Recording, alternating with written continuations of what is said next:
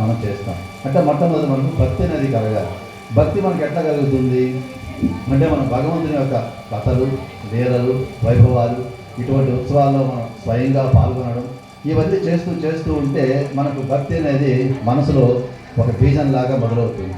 ఎప్పుడైతే మనం ఇటువంటి పుణ్య విశేషాలు, పుణ్య సమయాల్లో మనం పాల్గొంటామో అప్పుడు మనకు ఈ యొక్క వినని యొక్క విషయాలన్నీ కూడా మనసులో నాటుకుంటుంది.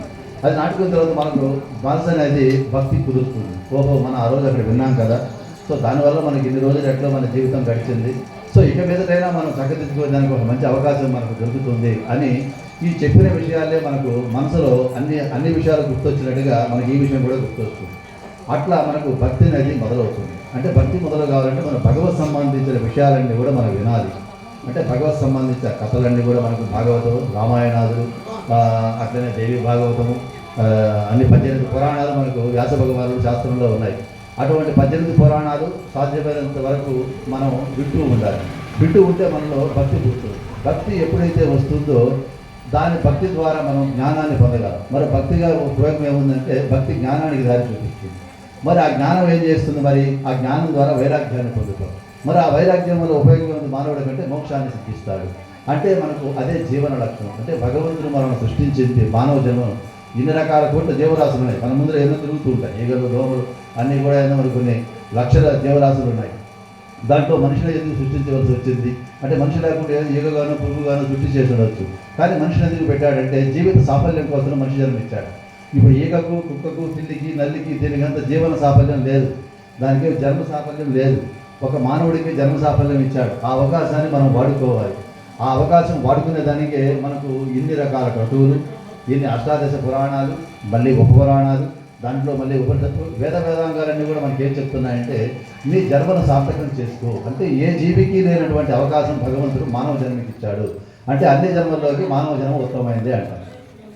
మరి అటువంటి యొక్క మానవ జన్మను ఉత్తమంగా మనిషి పొందిన తర్వాత దాన్ని మనం సార్థకం చేసుకోవడం అనేది మన లక్ష్యం. మనం అనుకుంటుంటాం, నేను ఏదో ఒకటి కొద్దిగా వ్యాపారం చేస్తే అది నాకు బాగా లాభాలు గడిస్తే నా జీవితం సాఫల్యం అనుకుంటాం. లేదా మంచి ఉత్తమమైన పదవి పొందితే నా జీవితం ధన్యం అనుకుంటాం. అవన్నీ లౌకికానికి ధన్యమైనవే, అవన్నీ కూడా మనకు కావలసినవే. లౌకిక భోగాలు కూడా ప్రతి జీవి కూడా అనుభవించవలసినవి. కానీ అసలైన జీవిత సాఫల్యం ఏదైనా ఉందంటే మనిషి మోక్షాన్ని పొందడము. అంటే ఈ యొక్క భక్తి, జ్ఞాన, వైరాగ్యాల వల్ల మోక్షాన్ని పొందితే మళ్ళీ జన్మ లేకుండా చేసుకుంటాడు. మరి మోక్షం వల్ల ఉపయోగం ఉంది మానవుడికి అంటే మళ్ళీ జన్మ రాకుండా ఉంటుంది. ఇప్పుడు మనం అనేక జన్మలు ఎత్తుతూనే ఉన్నాం. మరి అన్ని జన్మల్లో కూడా మనం బుగ్గు మాత్రలు చేస్తూనే ఉన్నాము, ఆరాధనలు చేస్తూనే ఉన్నాం. మరి దీనికి ఎక్కడ ముగింపు ఎక్కడ వస్తుంది అంటే ప్రతిసారి మళ్ళీ పుట్టడము, మళ్ళీ విద్యాభ్యాసం చేయడము, మళ్ళీ బ్రహ్మచర్యము, మళ్ళీ వివాహం, మళ్ళీ సంసార దుఃఖాలు, మళ్ళీ తిరిగి మళ్ళీ ఏదో ఒక జీవిగా పుట్టడం, ఇవన్నీ కూడా మనం కొనసాగవలసిందేనా అంటే శాస్త్రం దానికి ఏం చెప్తుందంటే అంత అవసరం లేదు. అంటే ఎవరైతే భక్తి, జ్ఞాన, వైరాగ్యాల ద్వారా మోక్షాన్ని సిద్ధింపజేస్తారో వాళ్లకు మళ్ళీ జన్మ ఎత్తవలసిన అవసరము ఉండదని మనకు శాస్త్రం కూడా మనం నిరూపితమవుతుంది. మరి అటువంటి యొక్క జన్మ సాఫల్యం మనం చేసుకోవాలంటే మళ్ళీ మానవ జన్మగా మనం ఎత్తవలసిన అవసరం వస్తే అప్పుడు భగవంతుడు ఎత్తిస్తాడు. మనవంతరం మనం పుట్టడం వేరు. మనవంతరం మనం పుట్టితే ఏం చేస్తాము? కర్మ సాఫల్యం వల్ల, అది పుణ్యకర్మ అయితే పుణ్యకర్మ చేస్తుంది, పాపకర్మ వల్ల ఏదో ఒక కర్మ సంబంధం వల్ల మళ్ళీ మనం జన్మ ఎత్తవలసి వస్తుంది. కానీ ఇప్పుడు మనకు ఋషులు, మహర్షులు అంతా మనం అక్కడక్కడ చూస్తూ ఉంటాం. పురాణాలు, ఆ ఋషి చరిత్రలంతా కూడా ఆ ఋషుల యొక్క గోత్రాలే మనకంతా కూడా మానవులకంతా కూడా ఆపాదిస్తున్నాం మీరు. సో అన్ని గోత్రాలు కూడా మనకు ఋషి పరంపర వల్లే వస్తుంది. మరి ఋషులు, మహర్షులు ఎందుకు జన్మిస్తుంటారు? వాళ్ళు అందరూ ఋషులు, మహర్షులు కావచ్చు కదా అంటే ఎవరైతే మోక్షాన్ని పొందుతారో లోక కళ్యాణం కోసము అంటే లోక కళ్యాణార్థం కోసం వాళ్ళ వల్ల కొన్ని కార్యాలు చేయించవలసి వస్తుంది. అంటే భగవంతుడు నేరుగా రూపం తీసుకొని రాలేడు. అది లలితాదేవి కావచ్చు, పరమేశ్వరుడు కావచ్చు, విష్ణువు కావచ్చు, మనం ఆరాధించి ఏ దేవత పేరెత్తినా వాళ్ళు నేరుగా ఆ రూపంతో రారు. వస్తే కూడా మనం తట్టుకోలేము, మనం చూడలేము. ఇప్పుడు లలితాదేవి మనకి ప్రత్యక్షమైందంటే ఆమె అనేక కోటి బ్రహ్మాండ జనని, కోటి సూర్య సమప్రభ. ఒక సూర్యుడు 50 డిగ్రీలకే మనం తల్లదల్లారిపోతున్నాం. మరి అటువంటిది అంత శక్తి వచ్చిందంటే ఏ దేవత కూడా వస్తే మనం ఇక్కడ ఉండలేము. అందుకని ఏం చేస్తారంటే వాళ్ళు మానవ రూపంలో ఎవరైతే ముక్తిని పొంది ఉంటారో వాళ్ళకు జన్మ అవసరం లేదు. కానీ భగవంతుడు ఏం చేస్తారంటే వాళ్ళ దగ్గర జన్మ ఎత్తిస్తాడు. అట్లా వచ్చినవే ఋషి పరంపరలు అంతా కూడా, అట్లా వచ్చినవే యోగి పరంపరలు అంతా కూడా. వాళ్ళంతా కూడా ధర్మాన్ని ఉద్ధరించేదానికి, లోకానికి శాస్త్రాల యొక్క గొప్పతనాన్ని, దాని యొక్క ఆచరింపును కూడా భగవంతుడు అప్పుడప్పుడు కొన్ని ఋషుల అవతారాలు, మహర్షుల అవతారాలు కూడా మనకు భూమి మీద వస్తూ ఉంటాయి. అటువంటి యొక్క ఋషి జన్మలు ఎత్తిన వాళ్ళు వాళ్ళు ఈ యొక్క లౌకిక సుఖాలకు తక్కువ ప్రాధాన్యత ఇస్తారు. మన ఋషులు మహర్షులు చూసినప్పుడు వాళ్ళంతా ఆశ్రమ జీవితాన్ని ఎక్కువ ఎంచుకుంటారు. అంటే మనలాగా భోగ జీవితానికి వాళ్ళు ఎప్పుడు కూడా అలవాటు పడదు. వాళ్ళు సాధ్యమైనంత లౌకికానికి దూరంగా ఉండి వాళ్ళు ఏదైతే లోకాన్ని చెప్పదలుచుకుంటారో శిష్య పరంపరగా వాళ్ళు చెప్తూ ఉంటారు. దాన్ని మనమంతా కూడా ఆచరిస్తూ వస్తుంటాం. అటువంటి యొక్క మనకు జన్మ సాఫల్యం చేసేదానికి అటువంటి మన జన్మ సాఫల్యం కోసము మళ్ళీ మన జన్మలు ఎత్తుతూ ఉండాలా, లేదు మనకు జన్మకు దీన్ని ముగింపు పలకాలనేది మానవులుగా మనం నిర్ధారించాలి. అది భగవంతుడు నిర్ధారించాలి. శాస్త్రాలు చెప్తూనే ఉన్నాయి, 2 అవకాశాలు ఉంటాయి. మళ్ళీ నువ్వు జన్మ ఎత్తుతూ పడుతూ చక్రంలో తిరుగుతూ ఉండు, అది మన అవకాశం. రెండవది, నీకు ఈ చక్రంలో తిరిగే అవసరం వద్దు, నాకు మళ్ళీ జన్మ ఎత్తాల్సిన అవసరం నాకు లేదు, ఈ బాధలు నేను పడలేను, నాకేదో ఒకటి ముక్తి కలిగించంటే అది మనం స్వతహాగా చేసుకోవాలి. అది భగవంతుడు చేయదు. ఈ కర్మ అనేది మనకు వస్తూనే ఉంటుంది. కానీ దీన్ని చేయాలంటే మనం నిగ్రహించుగా ఉండాలి. అంటే మనం ఎప్పుడైతే ఈ భక్తి జ్ఞాన వైరాగ్యాల ద్వారా మోక్షాన్ని కానీ మనం పొందగలిగితే మళ్ళీ జన్మ ఎత్తవలసిన అవసరం లేదని కూడా మన శాస్త్రం చెప్తుంది. ప్రత్యేకించి ఈ లలితా సహస్రనామం మనకు అన్ని దేవతలకు కూడా సహస్రనామం ఉంది. ఈ యొక్క సహస్రనామాన్ని మనకు భుక్తిని చేకూరుస్తుంది, ముక్తిని కూడా ప్రసాదిస్తుంది. కొన్ని దేవతా లక్షణాలు కొన్ని ఉంటాయి. ఇప్పుడు అందరూ పురుష దేవతలకు కూడా కొన్ని లక్షణాలు ఉంటాయి. అందరూ అన్ని పనులు చేయలేదు. ఇప్పుడు నేను కుంకుమార్చన అర్చన చెప్పగలను, ప్రవచనం చేయగలను ఏదో నా శక్తి మేరకు. ఇప్పుడు హవిస్సు వేసి యజ్ఞం చేయమంటే నేను చేయలేకపోవచ్చు, అది నాకు తెలియదు, దానికి వేరే వాళ్ళు ఉంటారు. అట్లా ఒక్కొక్క దేవతకు కూడా ఒక్కొక్క శక్తి మనకు ఆపాదించబడుతూ ఉంటుంది. సో అందరూ దేవతలకు అందరూ శక్తులకు కూడా సమానంగా ఉండవు, వ్యత్యాసంగా ఉంటుంది. మన మనుషులకి ఎట్లయితే ఒక శక్తిలో తేడా ఉంటుందో అట్లనే దేవతా విషయాల్లో కూడా కొన్ని అనుగ్రహాల్లో తేడాలు ఉంటూ ఉంటాయి. అట్లనే ఎక్కడైతే మనకి ఈ యొక్క సహస్రనామంలో ముక్తి దొరుకుతుంది, ముక్తి కూడా దొరుకుతుంది. అంటే మనం యగలోకంలో భోగభాగ్యాలు అనుభవిస్తాము, అట్లే అంత్యకాలంలో ఈ భక్తి జ్ఞాన వైరాగ్యాల ద్వారా ముక్తిని కూడా మనం పొందగలం అనేది ప్రత్యేకించి ఈ లలితా సహస్రనామాల గురించి మనం చెప్తూనే ఉన్నారు. అందుకే ఈ అన్ని సహస్రనామాలకంతా కూడా సహస్రనామం అని మనం చెప్తాం. కానీ ఒక లలితాదేవికి మటుకు లలిత రహస్య సహస్రనామం అంటారు. మిగతా ఎక్కడ కూడా విష్ణు సహస్రనామం అంటే విష్ణు సహస్రనామం ఉంటుంది, శివ సహస్రనామం అంటే శివ సహస్రనామం ఉంటుంది, వినాయక సహస్రనామం అంటే అన్ని దేవతలకు సహస్రనామం అనేది ఉంటుంది. కానీ ఒక లలితాదేవికి వచ్చేటప్పుడు మనకు ఒక రహస్యమైన పదాన్ని ఒకటి జోడించారు. మరి ఆ రహస్యం ఏముంది మనకి? అది ఆ రహస్యం తెలియాలి కదా. మరి రహస్యం తెలిస్తేనే కదా, దాన్ని భేదిస్తేనే కదా మనం మోక్షాన్ని పొందగలం. అంటే భుక్తి స్ముక్తి ప్రదాయని, అంటే భుక్తి ఉంటుంది, మోక్షాన్ని కూడా సిద్ధిస్తుంది. అది ఈ యొక్క లలితా సహస్రనామంలో ఉండేటువంటి విభాగం. ఈ యొక్క లలితా సహస్రనామం మనం సహజంగా 3 భాగాలుగా మనకు చెప్పబడుతుంది.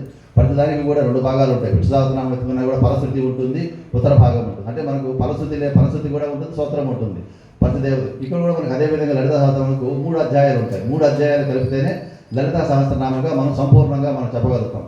కానీ మనం లోకంలో ఏం చేస్తామంటే సహస్రనామం వరకే మనం చెప్తాము, ఫలశ్రుతి పెద్దగా మనం దానికి ప్రాముఖ్యతనివ్వము. కానీ ఫలశ్రుతి కూడా అంతే ఉంది. దాని ముందు కూడా భాగం ఉంది, ఉపాఖ్యానం ఉంది. అంటే ఎట్లా ఈ సహస్రనామం రావాల్సి వచ్చింది, అది ఉపాఖ్యానం, అది మొదటి అధ్యాయం.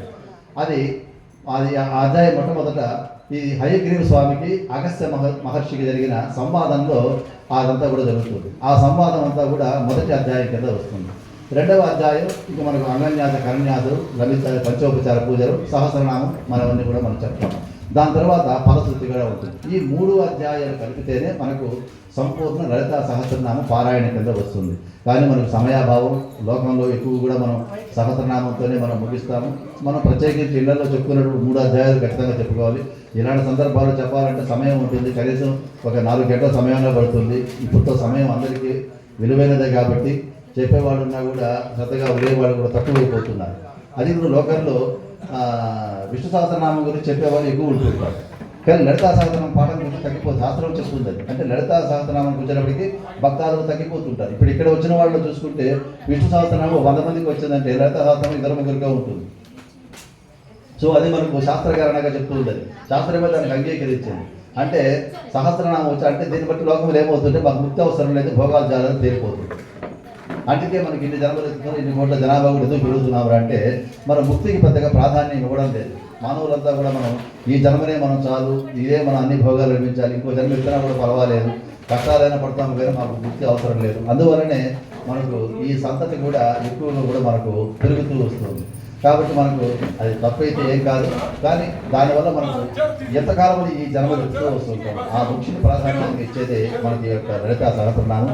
ఈ లలితా సహస్రనామంలో మనకు ఈ రహస్యాలంతా కూడా ఆ అగస్త్య మహాముని వారు అప్పటికే ఆయన ఉద్దంత పండితుడుగా ఉన్నాడు.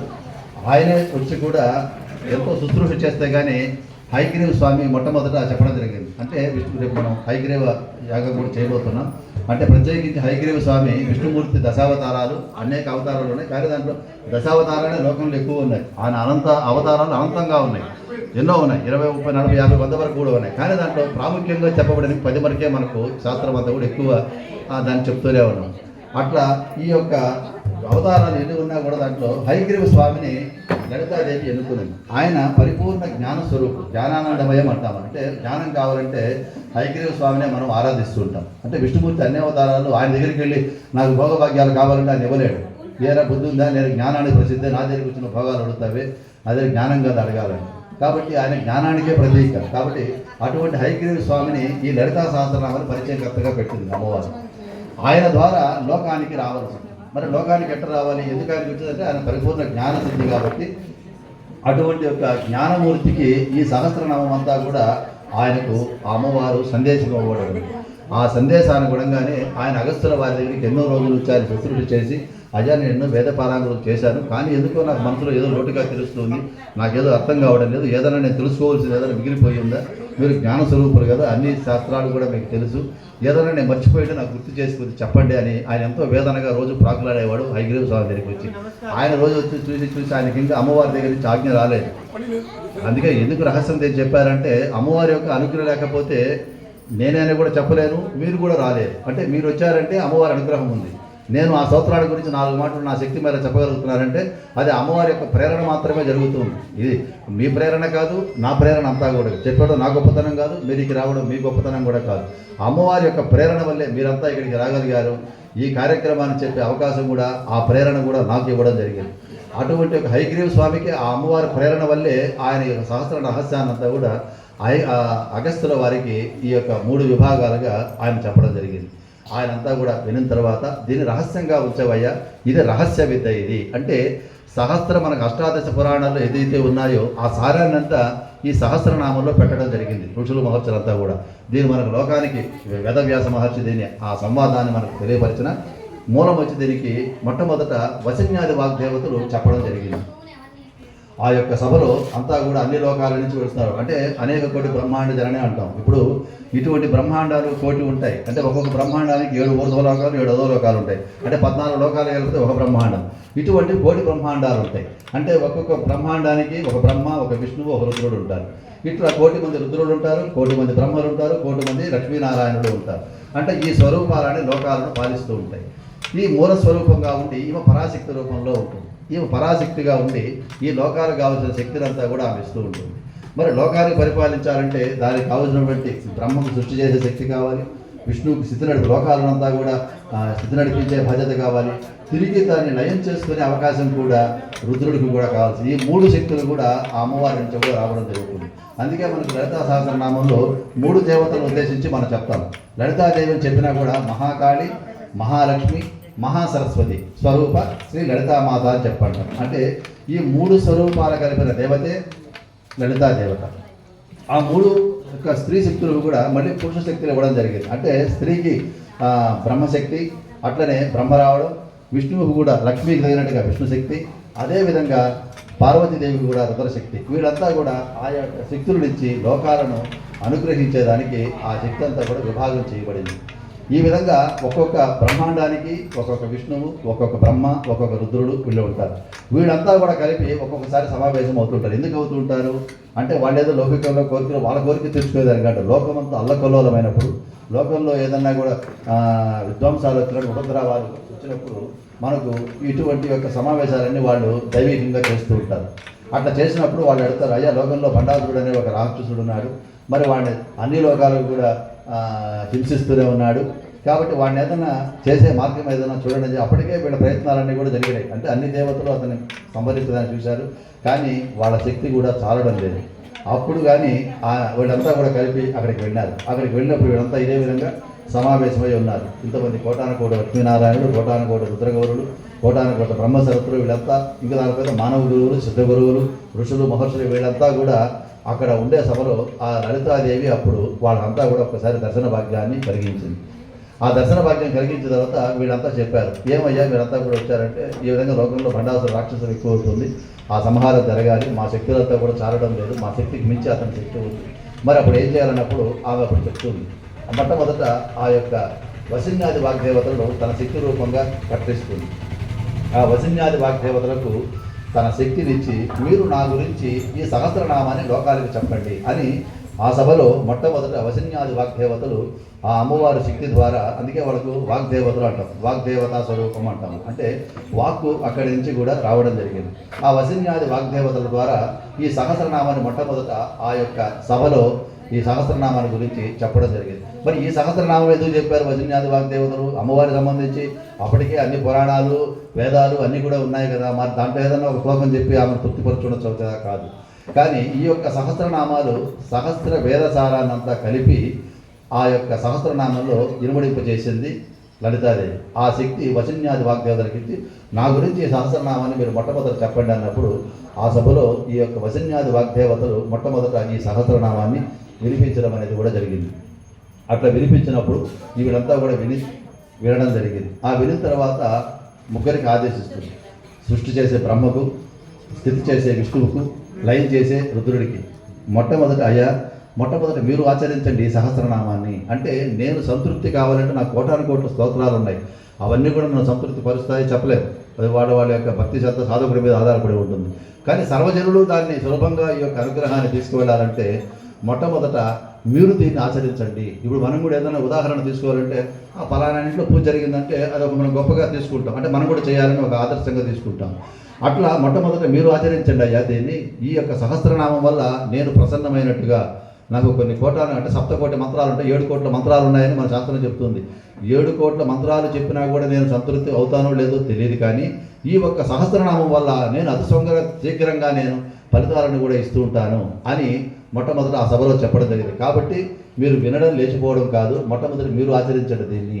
ఇది మీరు ఆచరిస్తే మిమ్మల్ని చూసి అయ్యా విష్ణుమూర్తి చేసినప్పుడు మనమందుకు చేయకూడదు, మానవులుగా ఉండి కాబట్టి ఆచరిస్తారు. మరి బ్రహ్మే చేసినప్పుడు మిగతా ఎందుకు చేయరు, అందరూ దేవతలు చేస్తారు. మరి రుద్రుడే చేసినప్పుడు మిగతా గణాలంతా ఎందుకు చేయవు, కాబట్టి అందరూ చేస్తారు.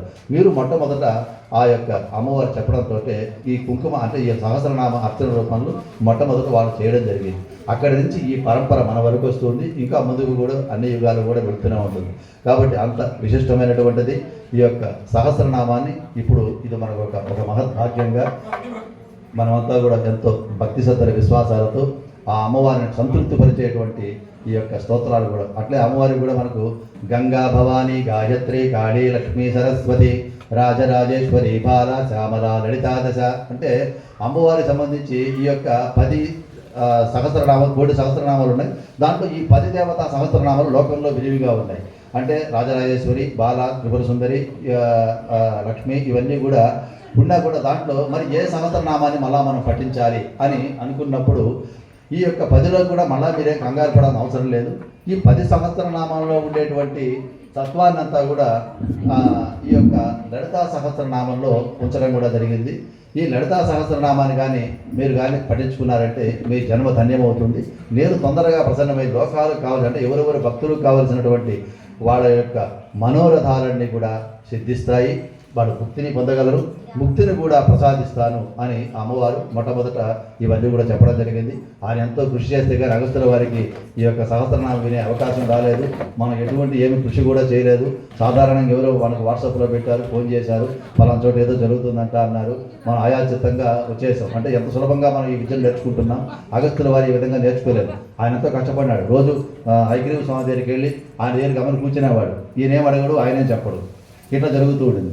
అట్లా ఆయన శిష్యుల్లో ఉండేటువంటి కొరతను తెలుసుకొని హయగ్రీవ స్వామి చెప్పడం జరిగింది. ఇప్పుడైతే మనకు అటువంటి పరిస్థితులు ఏం లేదు. సాధారణంగా మనం యథాచితంగా రావడం, ఈ యొక్క సహస్రనామంలో పాల్గొనేసి మనం అంతా కూడా తరించడం అనేది కూడా జరుగుతుంది. ఈ సహస్రనామ విషయంతో మనం చెప్పుకుంటూ పోతుంటే రోజుల తరబడి కూడా చెప్పవచ్చు, కానీ మన సమయాభావం కూడా ఉంది. కాబట్టి అమ్మవారి యొక్క అర్చనతోనే ఇంకా మనం మొదలు పెడతాం.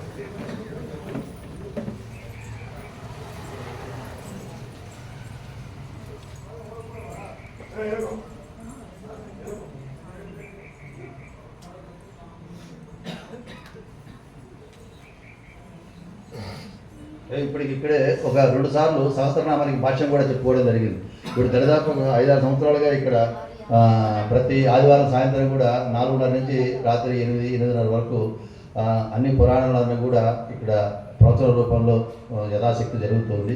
సో దాంట్లో భాగంగానే లలితా సహస్రనామం 2 సార్లు దీనికి మొత్తం 183 శ్లోకాలకు భాష్యం కూడా చెప్పుకోవడం జరిగింది. అది ఒక మహద్భాగ్యం అది. కాబట్టి ఎవరైనా వినదలుచుకునే వాళ్ళు ఉంటే మీరు ఇక్కడ సంప్రదించారంటే ప్రతి ఆదివారం కూడా జరుగుతుంది. ఆ యొక్క సహస్రనామంలో ఉండే రహస్యాలన్నీ కూడా మనం సాధ్యమైనంత వరకు ఆ అమ్మవారి అనుగ్రహం మేర మన విషయాలను కూడా మనం తెలుసుకోవడం జరుగుతుంది. ఈ యొక్క సహస్రనామం యొక్క విశిష్టత మనం చెప్పుకుంటూ ఉంటే మనం ఎంతకాలమైనా కూడా మనం చెప్తూనే ఉండొచ్చు. మళ్ళీ అవకాశం ఉన్నప్పుడు ఇంకోసారి కూడా మనం చెప్తాం. ముఖ్యంగా మనకు చాలా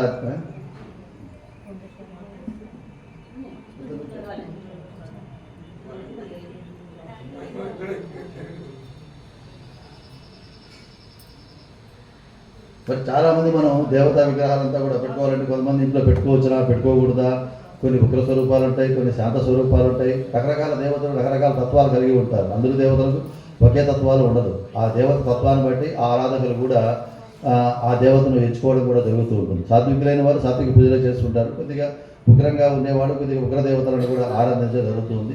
అసలు చాలామంది లలితాదేవి పటం మా ఇంట్లో ఉండవచ్చు అని అడిగిన వాళ్ళు కూడా చాలామంది కూడా ఉంటున్నారు. ఇప్పుడు కొన్ని ఉగ్రదేవత స్వరూపాలు అంటే సరే దానికి ఏదో అర్థం ఉంటుంది, సరే పెట్టుకోకూడదని ఉంది. లలితాదేవి లలిత అంటే సులభం, అంటే చాలా తేలికగా ఉండేటట్టు తేలిక